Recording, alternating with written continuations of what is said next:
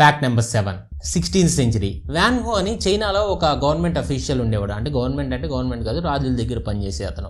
అయితే అతనికి ఏమనిపించేదంటే చంద్రుడు అంటే చాలా ఇష్టం అనమాట. ఎప్పటికైనా చంద్రుడి మీదకి వెళ్ళాలని నిర్ణయం చేసుకున్నాడు. తనే ఒక స్పేస్ క్రాఫ్ట్ని బిల్డ్ చేయాలని టాస్క్ని తీసుకున్నాడు. దానికోసం స్టడీగా ఉండే ఒక బ్యాంబూ చైర్ని సెలెక్ట్ చేసుకున్నాడు. దాంతోపాటే 47 గన్ పౌడర్తో తయారు చేసిన రాకెట్స్ని తీసుకున్నాడు. ఆ రాకెట్స్ అన్నిటిని తీసుకొచ్చి ఈ బ్యాంబూ చైర్కి అటాచ్ చేశాడు. లాంచ్ డేట్ వచ్చింది.